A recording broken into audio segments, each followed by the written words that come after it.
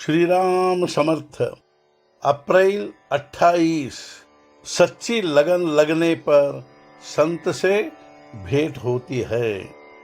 असंत से मिलने की इच्छा नष्ट होगी, तभी संत से मिलने की इच्छा प्रबल होगी।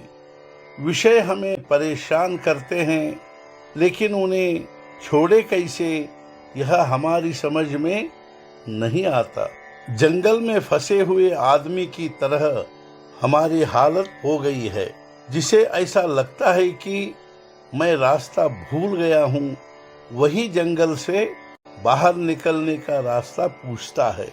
अब उम्र बहुत हो गई है, मृत्यु के अधीन होने का समय आ गया है। हे राम, अब तुम ही उद्धार करो। ऐसी व्याकुलता उत्पन्न होगी, तभी संत सहवास का लाभ होगा।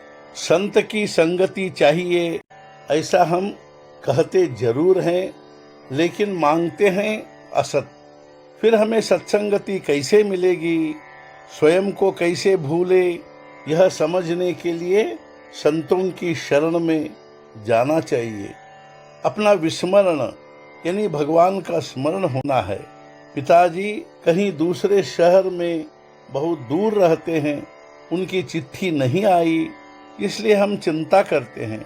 किंतु जन्म से अब तक भगवान बहुत दूर हैं, तो उसकी भेंट नहीं हुई, इसलिए आकुलाहट क्यों नहीं है। हम नामस्मरण करते हैं, लेकिन जिसका नामस्मरण करते हैं वह कौन है, इसका हम कभी विचार करते हैं। विषय वासना जब तक छूटती नहीं, तब तक प्रभु राम के दर्शन कैसे होंगे।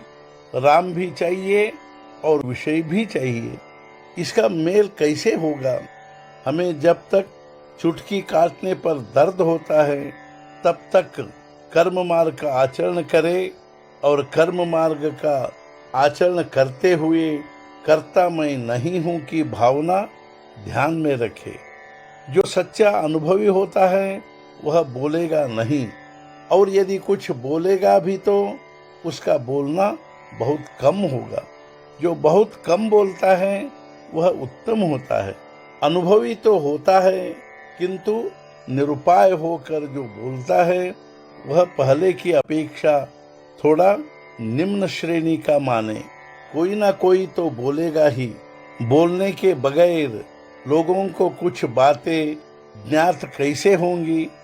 अतः उत्तम लोग यह सोचते हैं कि हम लोग बोलेंगे तो हमें थोड़ा हीन माना जाएगा।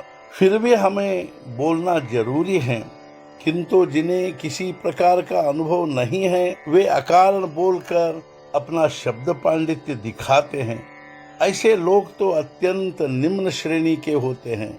जो संसार को धोखा नहीं देता और खुद भी धोखा नहीं खाता, ऐसा मनुष्य ही संसार को मार्ग पर ला सकता है। कई साधु पत्थर मारते हैं या गालियां देते हैं, फिर भी लोग उनके पीछे पड़ते हैं, इसलिए कि उनकी गालियां भी आशीर्वाद के समान होती हैं। लेकिन ये बातें कई लोगों की समझ में नहीं आती। कोई लड़का अपने बाप से यदि कहे मैं इतना पास का हूँ, अर्थात पुत्र हूँ, तो आप मुझे मारते हैं, और जो दूर के रिश्ते का लड़का है उससे आप प्यार करते हैं, किंतु वही मार उसकी भलाई के लिए होती है, यह वह नहीं जानता। साधु के बोलने या पीटने में दुष्ट बुद्धि नहीं होती। संत जो भी बोलेंगे वह संसार के कल्याण के लिए होता है। संत निस्वार्थ होते हैं, वे निष्ठा से मार्गदर्शन करते हैं। हमें उस पर श्रद्धा रखनी चाहिए। संत के कथन का अर्थ आचरण से ही समझेगा। आज का मुख्य विचार, संत की संगति में हम पहुंच गए तो अपना कर्तृत्व समाप्त होता है। सद्गुरुनाथ महाराज की जय। जय जय रघुवीर समर्थ।